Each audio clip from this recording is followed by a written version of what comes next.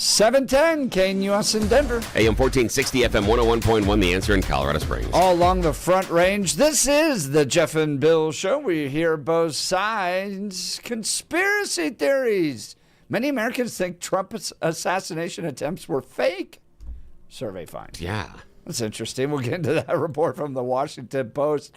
Denver's Q1 results. Mikey Johnston out with his report. We'll give you it, and we want to hear your grade. How's the mayor doing with regards to the city of Denver? And then you've probably seen the video of these legislative disruptions, right? But most notably out of Tennessee. Here's some of the audio from the disruption.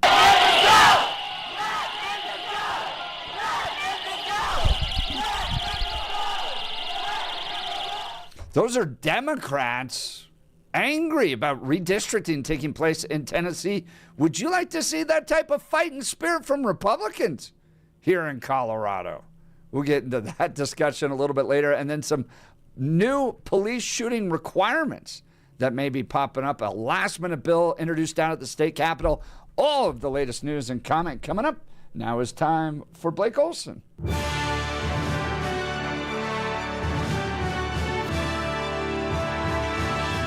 Blake Olson, news and comment.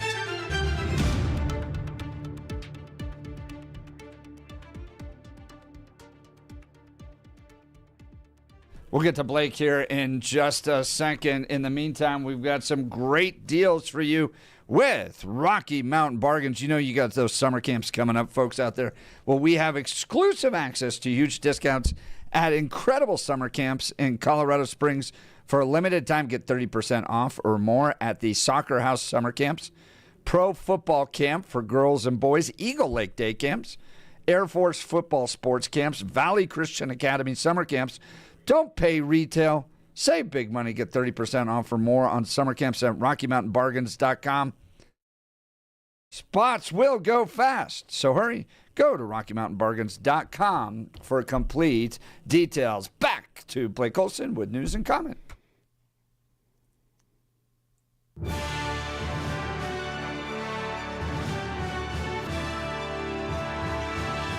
Blake Olson, news and comment. So nice, we had to do it twice. Good Tuesday morning, 52 and sunny and 50 in the Springs. Expecting highs in the low 80s today. News sponsored by Pastor Camp Heating and Air Conditioning for a new home heating and cooling system. Contact your Lennox dealer, Pastor Camp Heating and Air Conditioning at pastorcamp.com. Conditions apply, and see dealer for details. Our top story, an elderly woman is in critical condition and a suspect in custody after a shooting in Commerce City Monday afternoon. One man who lives nearby says swarms of police came down his street and told his family to evacuate around 3 o'clock. As soon as I got home from work, I probably heard about 8 gunshots. Saw somebody running, but like I said, at first we didn't know what was going on until we saw all the cops coming in. I've never experienced nothing like that, so it was kind of scary. Police say the 86-year-old, believed to be an innocent bystander, was struck in her car at the intersection of 60th and Monaco when the shooting happened. A shelter in place was issued for the area, but was lifted a few hours later after one suspect was arrested. Investigators still searching for a second suspect who reportedly drove away from the scene. Tony Herrera, a delivery driver who was passing through the area. People are just getting guns and killing each other and arguing over nothing, really. People are going down the street. People are shooting at cars that they don't even know. And we will pray for that victim. President Trump leaves for China today for a meeting with Chinese President Xi Jinping. The meeting comes at a pivotal time in U.S.-China relations with the emergence of the war in Iran. Remember, some said this is all about destroying the weakest link between China, Russia, and Iran, which is Iran, and it's going to save the petrodollar. That's what they tell us. So here we go, 2.5 months in, no regime change, and Iran's top negotiator says U.S. taxpayers will pay the price if the U.S. doesn't accept his country's peace plan. The proposal suggests efforts to end the war in a month, removing sanctions on Iran, paying reparations, and a new method of governing the Strait of Hormuz. Trump said he has found Iran's proposals completely unacceptable. Secretary of War Pete Hegseth is going back before the House and Senate today. Hegseth will be joined by the chairman of the Joint Chiefs of Staff, General Dan Kane, at the subcommittee hearings concerning the Department of War's 2027 budget request, with a major focus on the war with Iran. Hegseth testified about his budget in hearings just about 2 weeks ago. He will no doubt face pushback from Democrats and perhaps some Republicans over the state of the Iran war. I'm Mark Mayfield. Game 4 Western Conference semifinals last night in Minnesota. 8.5 minutes to go. Tied at 2, the Avalanche and the Wild. Bogosian, the intercept by Drury. Well recovered by Middleton. Drury gloves it down. Kelly. Score! Parker Kelly with the quick release off the feed from Drury. And the Avs win it 5-2, and they bring it back to Colorado for Game 5. As they try to wrap up the series, they lead it 3-1. And if you didn't hear about it on Monday, the great Craig Morton passed away at the age of 83 over the weekend. Morton, bad hip and all, took quick advantage of Swenson's interception, looking right before locating Heavenly Haven Moses, who made a great diving catch. Oh, man, and that was one of his biggest last plays of his career. Just, He was a good one. Oh, Yeah, man, he he had such a incredible career, because he played, I think, 18 years in the league. Wow. His hips, by the time he got to Denver, and Billy remembers this, and we were probably both at the stadium during this time, but his hip was horrible. His knees were horrible. He could barely move. But, man, some of the plays he made, the passes to Haven Moses like that one, to Riley Odoms, I mean, you could just list and name guys left and right from that Orange Crush team. But it was a magical year. Yeah, it was. And Craig Morton was the so-called washed-up quarterback who played in Dallas and played in New York with the Giants, and made his way to the Mile High City and took the Broncos to their first ever Super Bowl, and the city was literally orange. I mean, just painted orange. It was unbelievable. Yeah, it was. He was the one that gave Denver credibility. That's really kind of what I felt. True. It was one time in which, okay, maybe this team that came out of the AFL, came out of the older knockoff league, could actually play. And of course, we're already the cow town, everything else. Oh, it was amazing. It was absolutely amazing. Yep.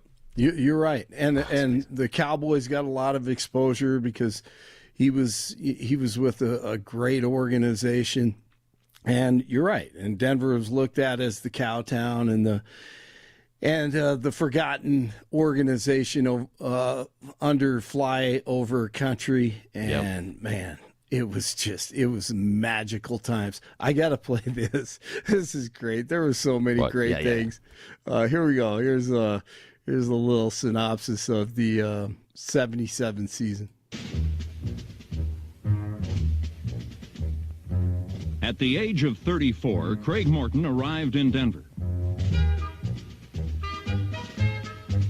2 painful years in New York had cast a shadow on Morton's ability to win.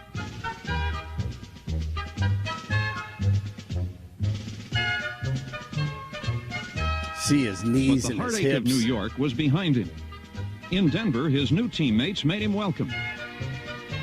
It goes on. It's just beautiful. See, and I'll do you one better.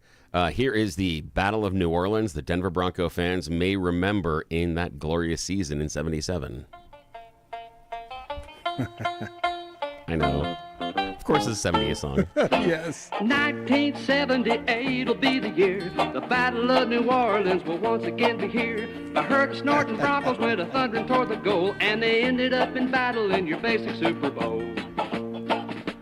Well, they scalped some Chiefs and they decimated Raiders. They backed a bunch of Bengals and corralled the mighty Colts. They mashed up Oilers like a bowl of sweet potatoes and broke the steel curtain into tiny nuts and bolts. Now old Craig Morton fires the bullets in the war, and Moses finds a promised land just like in days of yore. Stallion Blind leads the bold offensive rush. Department of Defense is what you call your Orange Crush. Well, they scalped some Chiefs and they decimated Raiders. They backed a bunch of Bengals and corralled the mighty Colts. They mashed up Oilers like a bowl of sweet potatoes and broke the steel curtain into tiny nuts and bolts. Now that little hook right there, my friends and I were, tiny little kids, got to be kindergarten, etc., first graders. So we used to sing that chorus over and over again.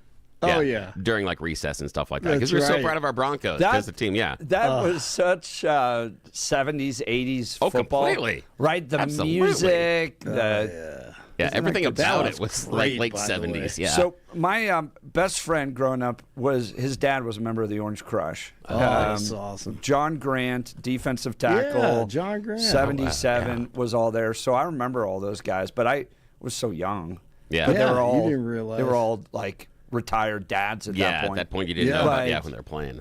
Those guys were cool, man. Oh, that's Oh, awesome. my goodness. That is Yeah, so cool. That song brings back memories because I remember sitting and singing that chorus. A bunch of little stupid kids, on the at recess, just sitting out there on the playground singing that because we were so excited the Broncos were actually something.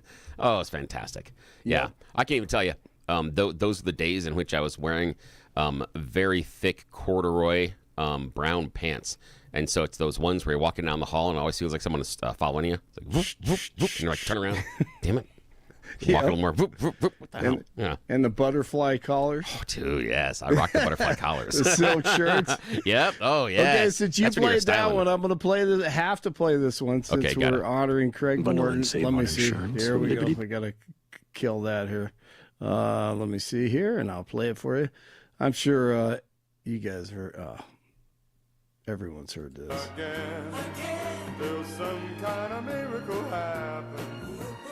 Make those miracles happen. Oh, yeah. John Keyworth. 1977.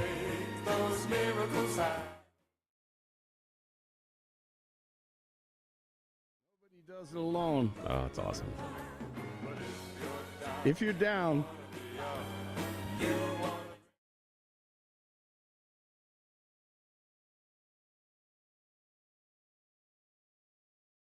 And people singing those have to have those frilly tux shirts.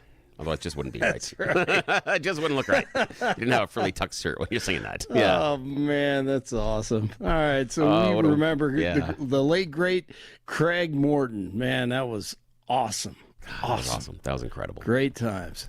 Thanks for the trip down memory lane, my friend. You Thank bet. Absolutely. It's so cool. Rockies at the Pirates tonight. 50 in the Springs, 52 in Denver.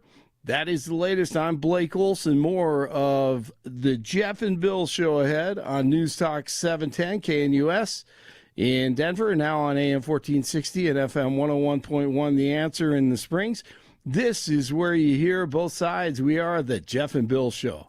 The Denver metro area going to be looking at cool and quiet spring conditions to kick off this Tuesday. Temperatures a good 10 to 12 degrees above average this morning. Low to mid 40s. Daytime highs today near 80. Average high is 69. It'll be sunny through the day today. Dry. Mid 50s for your Tuesday night. There'll be a possibility of some record spring warmth. Wednesday into Thursday highs near 90 degrees. Some increasing afternoon clouds. A few hit and miss late day strong thunderstorms possible. Lows near 60. Little cooler, but still above average for temperatures to round out the week on Friday. I'm meteorologist Mark Hewer.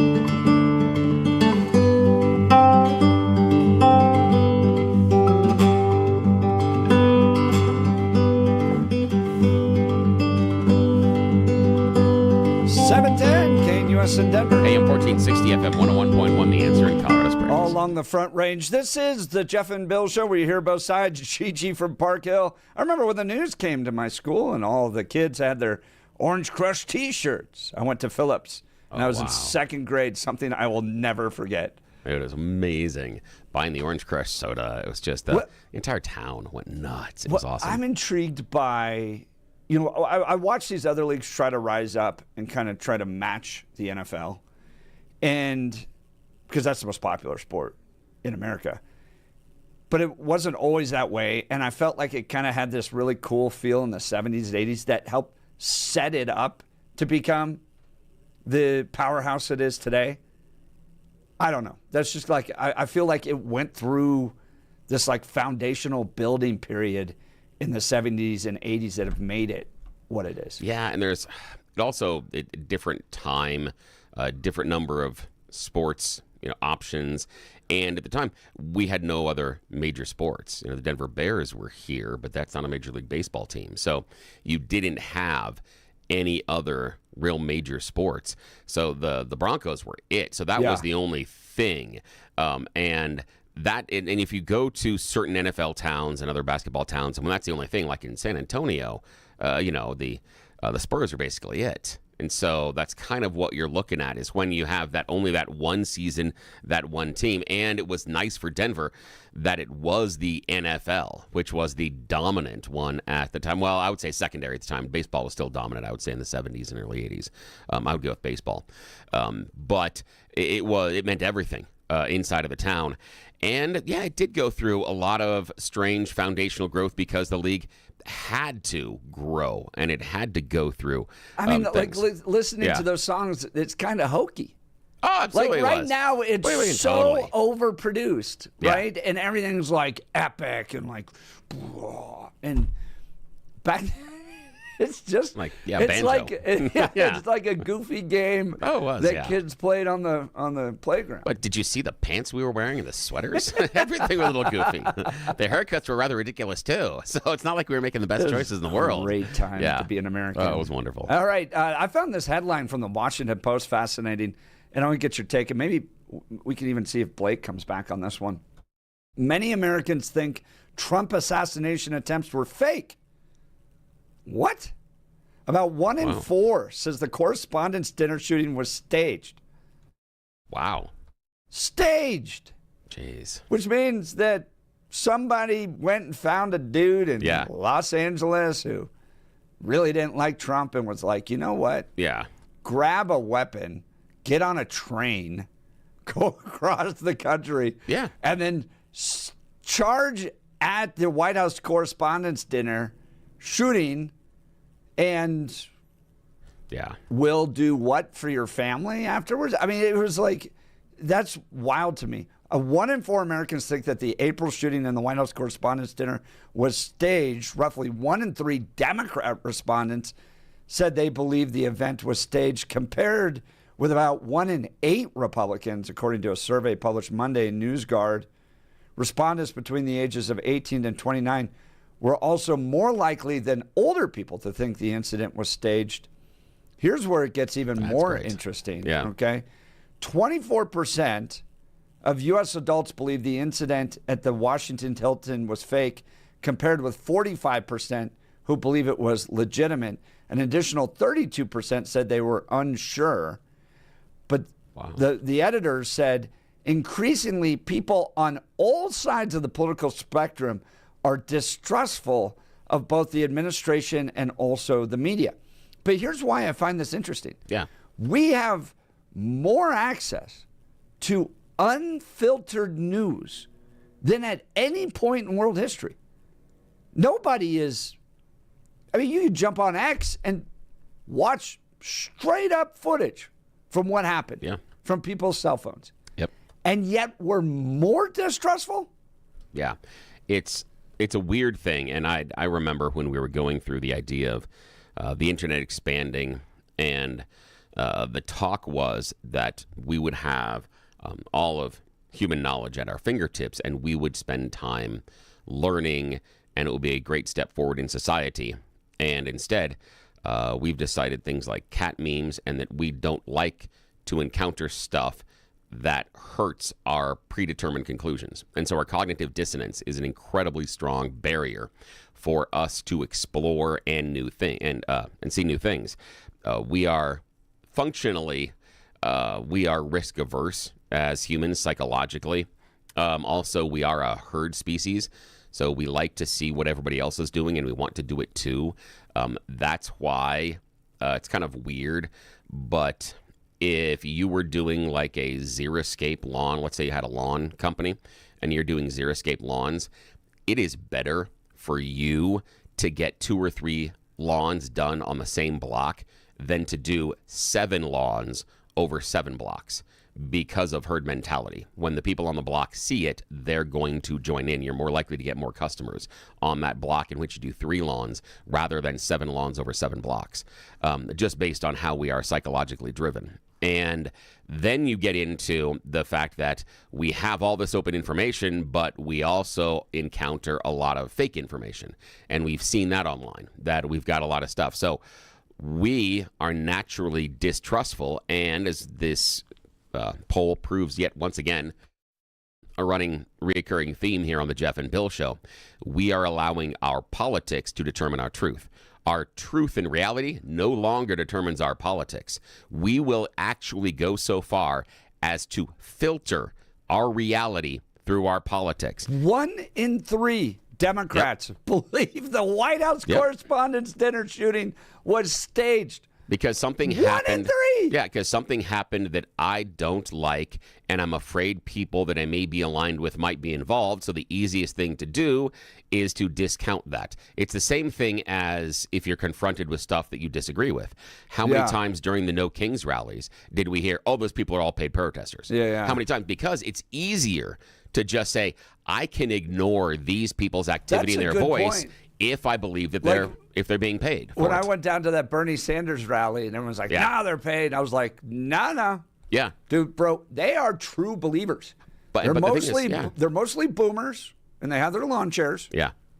People weren't getting paid. No. They're true believers. But think about the people that said they were getting paid. What those people are doing is, if I, in my mind, say they are getting paid, I don't have to listen to any of their concerns. Everything they say is automatically invalid. They're wrong. I'm right. I can feel comfortable in where I sit politically because I know that most people, again, herd mentality, most people that I like and I trust and everyone around me feels the same way. And those aren't real feelings those other people have. And you have it on both sides. And both sides do it routinely now. Stolen election, paid protesters, and now we have, fake attacks. And how many people thought that the attack on Donald Trump was a setup? We have a lot of people that believe. So the rally in Butler? A quarter. Yep. 25%. Yep. According to this poll, believe it was staged. Yep, exactly. Because it's easier for us to believe. And then another that it's staged. 29% are unsure. Yeah. That's a majority. Yeah. That's a majority of people. Yep. I have no idea. And the Charlie Kirk thing, staged. And I mean, we can just go roll back and go further back and further back. And everyone that we disagree with that seems to break and we don't want to see, this happen, we invent this. Here's the interesting thing I find, like, on all these conspiracy theories, like, including, like, the moon landing and all that other stuff. Oh, the moon landing's hilarious because that on the premise is it would be more expensive for them to have set up the soundstage and to do it than actually go to the moon. It would have been more expensive for them to try to. It would have been more expensive to set up a soundstage. What? Oh, the way they would have to do it, yeah. It would have been more difficult. It would have been easier for them to go to the moon. I don't know if I believe that, but here's why it keeps me grounded on all this stuff. How do you fake the weightlessness? With little ropes and. Yeah, the same thing when you go to a play and they lift people up. Yeah, but remember when that was happening. You don't have the technology to erase it. You'd see the ropes and the lines. You'd see it. Well, yeah, but I mean, look. That's the problem. That's the problem. See, that's the problem. It is so difficult to create it at that level, at that age, at that time, that it would be cheaper to go to the moon. It really would. It would have been cheaper to go to the moon. Here's what kind of protects me from falling into all these conspiracy theories is like the fact that when there's something remotely controversial going on with government, the people involved love to leak it. Oh, yeah. They love to leak it. Are you kidding me? And then you have all these people involved, and nobody is leaking the information. Nobody's running and saying, this is where we did it. This is, I mean, that's always the check on me with this stuff where I'm like, yeah, you employed like 20,000 people and nobody came forward and said this whole thing was fake. Come on, they love to leak. Washington, D.C. especially. Oh, yeah, and part of it is because it's a chip in the game. What you're using is, I know stuff that you don't know. Yeah. Let me prove that I'm more connected than you are. Let me prove that I know things you don't, and then you guys are going to like me more. In fact, let's go back to the kid that was a government contractor that was leaking some military plans through a video game Discord site. So he was on there talking to a bunch of other people playing Call of Duty and things, and he was putting up some stuff that the military was going to go. And what he was doing is he was trying to get a serious reputation with those guys. Yeah, he right. wanted them to like him or to prove that he knew what was happening. Videos. Yep, exactly. Right? That's exactly what it is. You go out with someone a little hotter than you, and all of a sudden those guys are just like, blah. Yeah, exactly. And I'm going to tell you, so you like me more because I know all this stuff. Exactly. It's exactly what it is. Gino the cop, why isn't the defendant claim he was paid to stage the assassination attempt? Is a great point. Oh, yeah. I mean, but to our discussion here, 2983 going, no, the whole thing's overblown. He wasn't even on the same floor. There were several security checkpoints. The dude was racing through security checkpoints with weapons, shooting at Secret Service. I'm not quite sure it's overblown. All right, feel free to join the conversation. I just found this fascinating. Many Americans think Trump's assassination attempts were fake, and it seems to be at a higher level than it used to be, even though we have greater access to video and real encounters posted on social media than at any point. Why do people believe in conspiracy theories so much? Feel free to give us a call, 303-696-1971. Text us on the Dan Caplis Law Text line at 720-819-5115. Speaking of Danny C., love this guy. If you want your case to be taken seriously, you should choose a law firm that is taken seriously. Dan Caplis Law is taken seriously. Dan Caplis Law is a real trial firm, and they prove the truth when insurance carriers do not pay all that they should in an out-of-court settlement. Dan Caplis is the only lawyer in Colorado history to win 11 straight seven-figure jury verdicts, including a record $205 million jury verdict in a wrongful death case and the largest truck crash jury verdict in Colorado history. Dan Caplis Law is a serious firm for serious cases. They accept righteous injury and death cases on a percentage fee basis. There's no upfront fees and no charge for an initial consultation. Visit dancaplisLaw.com. They have offices in Denver, Greeley, Loveland, and Fort Collins. If you want your case to be taken seriously, call Dan at 303-770-5551, 303-770-5551, or hit dancaplisLaw.com. That's Dan, C-A-P-L-I-S Law.com. More of the Jeff and Bill Show to come. You're listening to us on 710 KNUS in Denver. AM 1460 FM 101.1, The Answer in Colorado Springs. This is where we hear both sides. We are the Jeff and Bill Show.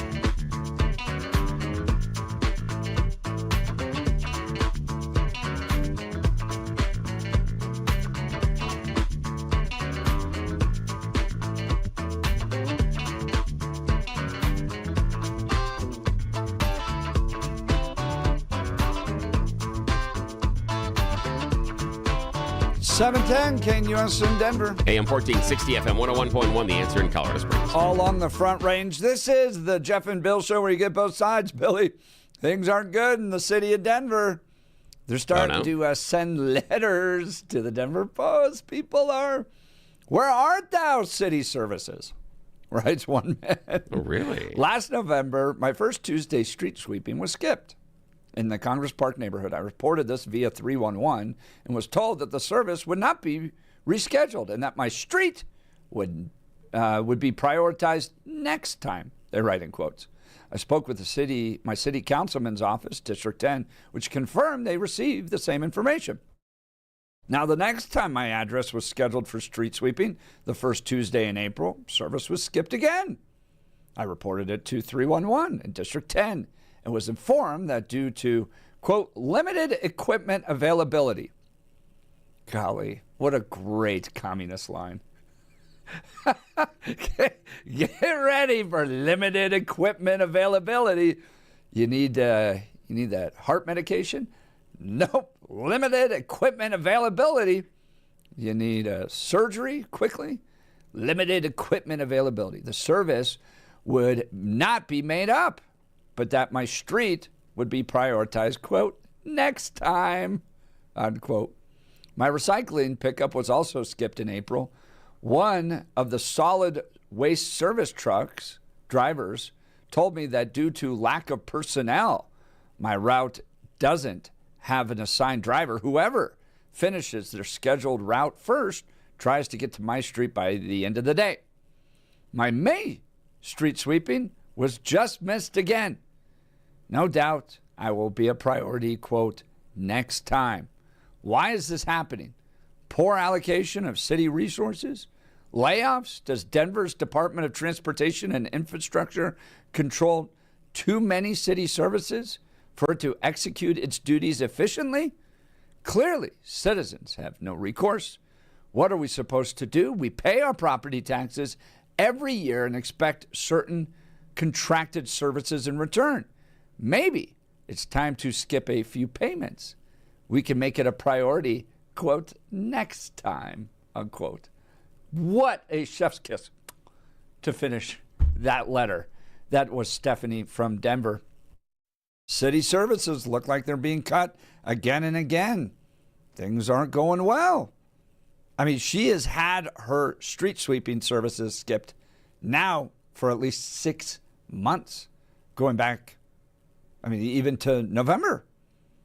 Doesn't seem like things are going well in the city of Denver. What do you think, Mr. Thorpe? Well, a couple of different things. One, I understand the recycling pickup. The issue there, it's just a discouragement for people to actually go ahead and sort out the recycling. In our neighborhood, that's not something they do. We have to pay for it to be picked up. We have to pay a monthly fee. The one thing the city of Denver could do is just make this all contract services, take it away from the city, and let Waste Management and the other companies that already collect the trash per contract with the homeowner around the city take care of it. I'm not saying that's going to get you a better set of services, because there are different, and I'm speaking from someone that pays for this privately. It's not always necessarily better. It doesn't always show up at the time you're expecting. And were they particular about what you can and cannot put inside of the can. And God forbid you put something next to the can. They do not have the ability to bend over and pick up the stuff next to the can. In fact, they will leave it on the street many times. Rather than, so if it's something long and awkward that needs to go into the trash can, you already have half of it full, you got to wait until next time. Maybe. And so I'm not saying that's necessarily the perfect.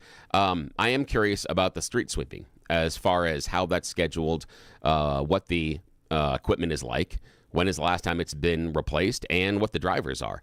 I can see having some sort of, when, the city has been, from what I understand, has been cutting positions. And if we're looking at lower employment, that's one of the things that we've been talking about is the large employment. Then this would be a positive, wouldn't it? If we're looking at having fewer government employees, then this is some of the things that would necessarily happen if we're going to have fewer government employees. So maybe this is a positive for not, for cutting the number of people that are working for the government. But the city's running out of money, so are these the type of services you want to be cut? Look, every budget's a set of priorities. Yeah. The city's spending hundreds of millions of dollars on the homeless there, but your streets not getting swept, and it continues to be passed on. Next time we'll get to it. And problems of, quote, limited equipment availability. Well, how much Get stuff used to that. How much stuff is in the streets? Great communist line. I lived around Congress Park. How much stuff is in the street? Oh, a ton. No, not at all. I lived in that neighborhood. Are you kidding? No, I'm not kidding. I'm not kidding. Golly. No, I'm not kidding. I lived in that neighborhood. Yeah. I lived on 9th and Cook. In the Congress Park neighborhood, and I lived adjacent to it. I understand how dirty and not dirty those I've had streets to get. take my tires in 3 times because of nails that I ended up running over. These street sweepers are critical. Oh, I'm not saying that they're not needed, but I'm looking at the idea of I know those neighborhoods. It's not as if you have a bunch of pile of debris that is building up on the side of the road that is preventing cars from parking or traversing the area. I agree that it is necessary and needed, but what I'm saying is that if it didn't happen for 6 weeks, while dirty, 6 months. Okay, 6 months. While dirty, I fail to see the overarching buildup of a problem. There seemed that if I was going to have to cut back on some things, I hate to say it, but street sweeping might be one of the ones I would cut. Now, I also would not be placing my priorities, as Denver Mayor Mike Johnston is, on some of the homeless and immigration programs. I think that he is back backwards on those. But I think that if you're looking at some of the times as far as house street sweeping, yeah, I could see it being cut simply because I don't see that amount of debris and crap that builds up on the streets. And personally, and this is just me, and I know that not everybody does this, but if I see nails and other things in and around on the street near my house, I pick it up. You pick them up. Yeah, because I've got a lot of tires in my family that are going to be going around there. So it's easier for me to walk over, pick it up, and throw it away than it is to go, well, good luck, everybody, because chances are it's going to end up in one of my tires. Pam texting in, I live in Denver. Trash recycling used to be included in our property taxes. Now we pay for those services. It's been about 2 years. Yeah, I think this is a perfect life lesson. Yeah. For all of you progressives out there who want the government to provide services for you, okay? When you kind of bundle everything and you put it into the government, okay, they get to prioritize. Your elected officials get to prioritize where that money goes. And they're often going to prioritize it according to what is going to be best for their careers. And right now, you see it in Los Angeles, too, with Bass and the rest of them, being really compassionate and providing, like the city of Denver, $138 million to provide housing for the homeless is where that money's going to go. And when you get frustrated, right, with the services being provided to you because you have allocated that to the government and you are going, hey, what the heck? Why is these services being provided? This is such a perfect example of what happens when the government runs stuff. You get frustrated, you want to call them. Oh, we'll get to it next time. We'll get to it next time. And then you call back, we'll get to it next time. And then what could be the perfect description of what happens to resources when you put them in the hands of the government, limited equipment availability. Who's going to pay the price here for not having your street swept for 6 months? No one's going to get fired. No elected official is going to lose their job. This is what happens. All right, let's go to the phone lines. Henry Arvada. Good morning, Henry. You're on with Jeff and Bill. Morning. Good morning, Jeff, and good morning, Bill. I just I missed the beginning. I'm going to listen to it on your on the podcast. The beginning of that call about the street sweeping. You know, in Denver, they go around and ticket either $50 or $75 tickets if you park on a day where it's supposed to be street That's a sweeping. great point. Wow. I wonder if, oh my God, we don't have enough ticket issuers to go around and give tickets. So while the lady is not getting her street swept, is she still possibly going to get a ticket for Yes. parking when there isn't going to be a street sweeping? I Henry, bet there is. I guarantee you they are still getting ticketed. Absolutely. They're not going to miss out on that type of revenue. Of course And then not. I wonder, you take it to court and you go, or you take it down to the city and county, and they're going like, well, yeah, we don't have enough equipment or enough personnel to sweep your street, but you still got to pay this ticket for what we can't do. Is this a sad state of I live in Arvada now, and I love Arvada, guys, but I lived in Denver for 40 years or more, and it was so irritating to forget, oh, crap, and get a ticket, But Yep. I paid it, and be careful next time. Wake up, Henry, pay attention to the signs. And I would recommend that someone involved would absolutely take a look at when the ticket was, and then let's say that, for whatever reason you got a ticket on May 12th for street sweeping that was scheduled May 12th and 13th, and then I would fight the ticket and say they gave me a ticket for something that didn't happen. And I would go in and say they said they were going to sweep the street on the 12th and 13th, and I would say there's absolutely no record in Denver of them running a street sweeper down my street on the 12th and 13th. I shouldn't have to pay this ticket if they're not going to run the street sweeper. I think you might be able to, prevail on that one, and it would be a fun one to let the media know about it, because I'm certain that all the little TV stations would do a stand-up right in front of your house and say, this person's getting ticketed for something Denver's not doing. Yeah, they'd love to do that story. It's an easy 2-minute story. Do you think Kyle would mention that? I don't watch his show. Well, Kyle, I think Kyle. Well, no, he put that other guy out there. His partner would go out there, and they would be super concerned about it. But they also would talk about the plight of the street sweeper driver and stuff afterwards. Yeah, so it'd be a little bit of a different story. Henry, but Arvada, great. Thanks, Henry. Call. Appreciate it, That man. was a lot of fun. Faith, the history teacher, on this. We got so many text messages on the same thing. Nice. Here, I live on 6th and Vine. It's not that bad. But I can tell you, if they don't sweep the streets, I bet they still write us tickets if we park on our own street the first Yeah, Tuesday see, I of the would month. challenge that one, and I would look at, show me that you ran a street sweeper down that. Show me the things, the They're schedule not that you ran going that day. to fight. They're going to just. Well, then you collect your said, but then money. you just sit there and say, there's no street sweeper. I don't have to move my car if you're not sweeping the streets. If you don't do it, I don't have to move my Billy, car. you're trying to bring logic to the government here. 3674. There is broken glass everywhere if you ride your bike in the city streets. Tyler from Golden, I work in the downtown corridor. There's garbage all over the roads. Open your eyes. Peach Queen, I live in Denver. Once a month, we cannot park on our street, do the street sweeping. If we don't, we get slapped with a $75 fine, regardless whether the street is swept or not. In my neighborhood, so far, the city has been pretty good, unless there's snow like last week. All right, we'll continue. We got Bill Thorpe's You Choose the News coming up. Plus, we have Mikey Johnston, mayor of Denver's Q1 report. We'll go through it and want to get your response on that and more. You're listening to us on 710 KNUS in Denver. AM 1460 FM 101.1, The Answer in Colorado Springs. This is We're Here Both Sides. We are the Jeff and Bill Show.